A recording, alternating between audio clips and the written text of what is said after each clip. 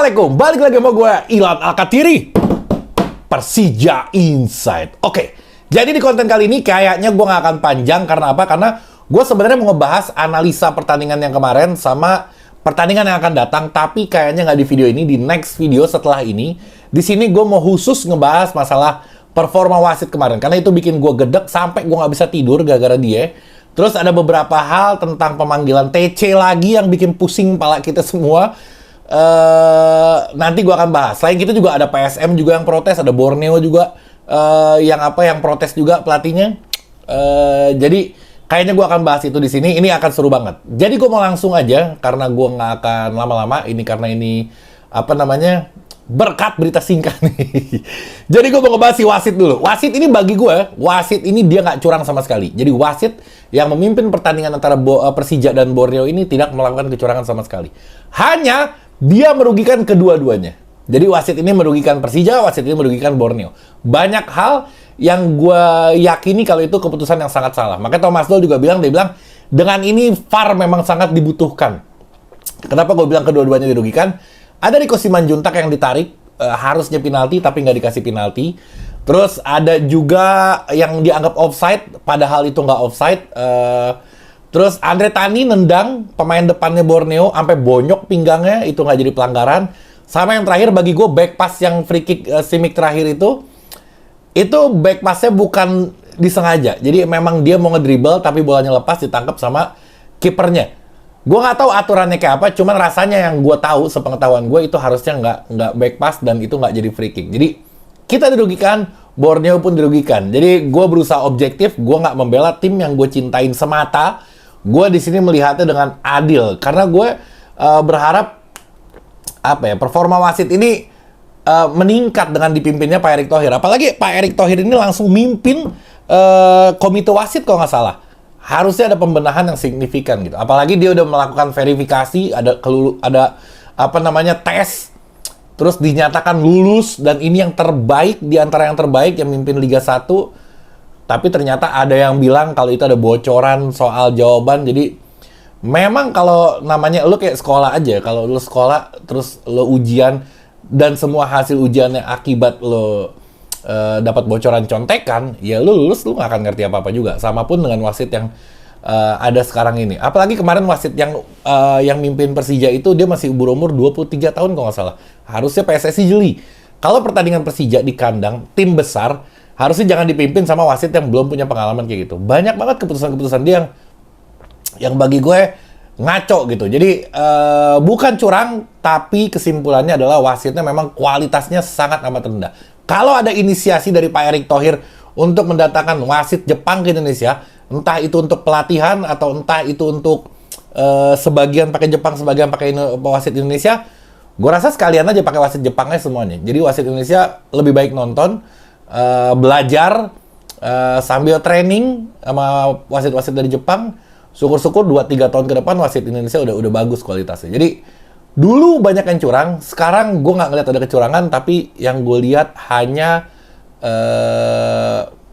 kualitas yang jauh di bawah rata-rata, jauh, sangat-sangat amat jauh. Nggak banyak yang setuju dengan keputusan-keputusan wasit, bahkan banyak banget pelatih di Indonesia yang selalu protes di setiap konferensi persnya akibat kepemimpinan pelatih. Oke, gue mau loncat ke masalah nyambung tadi yang timnas dipanggil TC. Awalnya kita Persija dipanggil 5 orang. Ternyata ada grup chatnya menurut Pak Ganesa itu ternyata dihapus lagi, yang dipanggil adalah 2 orang. Rizky Ridho dan Witan Sulaiman. Dan terakhir yang dipanggil 1 orang, Rizky Ridho-nya aja. Terakhir Thomas Doll ngomong kalau dia nggak akan menyerahkan pemainnya, si Rizky Ridho ini. Karena apa? Karena sekarang lagi sekarang liga sedang berjalan, dia bilang, dan target kita adalah juara. Rizky Ridho adalah pemain yang paling penting di Persija. Bahkan kemarin dia nyetak gol walaupun nyampah dari Kudi. Tapi Rizky Ridho ini sangat amat dibutuhkan. Free kick pun dia ngambil. Ketika diambil sama timnas, ya itu akan mengecewakan kubu Persija. Thomas Doll ngomong, dia bilang, musim kemarin aja 6 pemain gue lagi di Jogja, lagi sistem bubble, 6 pemain gue dipanggil sama timnas. Kita yang bayar, kata Thomas Doll, gue pelatih Persija, gue yang bertanggung jawab, tapi pemain gue diambil seenaknya aja. Maksud Thomas Doll kayak gini, lo perlu pahamin, tar dulu, Borneo pun nggak ngasih pemainnya protes juga. PSM pun Zaki Ashraf nggak ngasih pemainnya juga, dia nggak dikasih ke timnas. Jadi bukan cuma Persija, jangan cuma salahin Persija yang nggak ngasih pemainnya. Karena apa? Karena ini pertandingan bukan pertandingan resminya FIFA. Nggak ada jadwal resmi FIFA untuk pertandingan ini. Dan kalaupun nggak ngasih pemain itu nggak ada pelanggaran sama sekali. Ini hanya Piala AFF kok. Kita berkutat di AFF dari zaman dulu sampai sekarang. AFF aja nggak beres-beres. Harusnya kita udah ke Asia, udah bukan cuma AFF lagi. AFF harusnya diserahkan ke level di bawahnya. Anggap, jangan Rizky Ridho. Cari lagi back yang lain supaya Indonesia memunculkan pemain-pemain yang baru. Kalau Rizky Ridho pasangnya untuk Asia aja, jangan untuk AFF. Terlalu tinggi levelnya dia untuk bermain di AFF. Itu kalau menurut gue. Ada yang ngomong kayak gini, Bang, kan udah Pak Erick Thohir udah ngomong kalau jadwal FIFA nggak akan bentrok sama liga. Bener, tapi itu bukan buat kelompok umur, itu buat senior. Kalau buat senior dipastikan nggak akan bentrok jadwalnya antara liga dan jadwal FIFA. Tapi untuk kelompok umur itu dari awal juga mereka udah tahu kalau itu akan bentrok. Dan lucunya PSSI mensyaratkan harus dan wajib memainkan pemain U23 di setiap pertandingan minimal 45 menit. Makanya lu suka ngelihat kayak Rehan, Hanan itu siapa yang selalu main? Hanan kan? Itu selalu dimainin, bukan karena dibutuhkan juga. Nggak semuanya selalu dibutuhkan. Itu karena aturan dari PSSI yang mengharuskan pemain di bawah usia U23 harus main minimal 45 menit. Jadi selalu aja ada pemain yang muda, walaupun gue nggak yakin dibutuhkan sama tim. Mungkin ya. Bisa jadi Thomas Doll nggak butuh peran dia, tapi karena aturan mewajibkan, jadi Thomas Doll memaksakan untuk memasang dia. Itu bagi gue intervensi yang sangat tinggi dari PSSI kepada sepak bola Indonesia. Itu sangat amat jelek. Oke, jadi kesimpulannya untuk peraturan pemain U23 yang diwajibkan bermain 45 menit minimal di setiap pertandingan, bagi gua itu PSSI terlalu mengintervensi apa yang harusnya diputuskan oleh klub. Bisa jadi pelatih suka dengan pemain itu, bisa jadi pelatih menganggap pemain ini nggak cocok. Tapi karena aturan yang sudah dibukukan itu mengharuskan pemain U23 main selama 45 menit, bisa jadi apa yang diracik sama pelatih itu menjadi kacau semuanya. Terlalu intervensi, itu berbahaya untuk sepak bola Indonesia. Oke, yang terakhir sedikit gue mau singgung, ini untuk pengetahuan aja. Jadi ada Frankie Misa, ada Ginanjar, ada Ferrari, dan ada beberapa lagi yang menjalani sekolah kepolisian. Ada yang nolak juga, kalau nggak salah Rio Fahmi nolak, terus gue nggak tahu ya si Donitri nolak apa enggak, tapi ada pemain timnas juga kayak Hoki Caraka juga nolak itu. Nah ini ternyata sekolah kepolisian ini bukan permintaan dari si pemain, bukan ajakan dari polisinya langsung, tapi ini menjadi programnya PSSI. Bahkan surat yang masuk ke Persijanya ini, suratnya itu dispensasi dari PSSI. Gua nggak tahu ya, feeling gue Pak Sunarji yang bikin skema ini. Karena apa? Ini gue berandai-andai ya, gue mencoba berpikir. Jadi PSSI kasih dispensasi, PSSI kerjasama dengan kepolisian, minta dispensasi kepada pemain klub itu Persija, misalkan kayak Ferrari disekolahin kepolisian.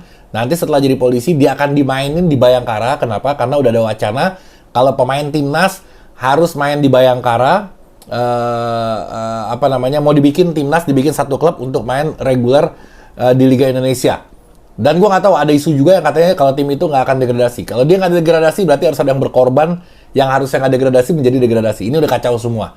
Oke? Dan gue rasa tadi, gue balik lagi, si Ferrari ini akan bermain di Bayangkara, dikontrak oleh Bayangkara, dia udah resmi jadi polisi, diselesaikan dulu karir sepak bola dia di sana, setelah selesai dia aktif menjadi polisi. Feeling gue arahnya ke situ. Karena apa? Karena udah ada wacana seperti itu. Dan bagi gue lagi-lagi ini kacau. Kenapa? Karena nggak begitu cara mengelola timnas. Bikin liga yang bagus, bikin liga yang sehat, nanti akan tercipta pemain-pemain yang hebat. Harusnya kayak gitu. Bukan pemain-pemain yang dipilih, yang dekat dengan PSSI atau perorangan itu, dimasukin ke satu klub, nanti tiba-tiba ada pemain lain yang bagus di klub lain, itu nasibnya kayak apa gue nggak tahu. Jadi yang dari klub ini difokuskan untuk terus di timnas Indonesia. Nggak begitu, timnas harusnya ganti-ganti pemainnya, siapa yang lagi performa bagus. Bisa jadi Ferrari pemainnya jago, tapi bisa jadi di saat itu, di bulan itu performanya lagi turun karena ada masalah atau apa, ya dia nggak bisa dipasang, harus diganti dengan orang lain. Harusnya kayak gitu, itu baru sehat. Kalau ini namanya sakit. Oke, nanti di video berikutnya gue akan membahas secara detail tentang pertandingan sebelumnya dan pertandingan akan datang. Bisa gue upload hari ini juga, bisa gue upload besok. Tapi gue akan bikin itu insya Allah. Oke, semoga pertandingan berikutnya kita bisa 3 poin. Amin. Assalamualaikum warahmatullahi wabarakatuh.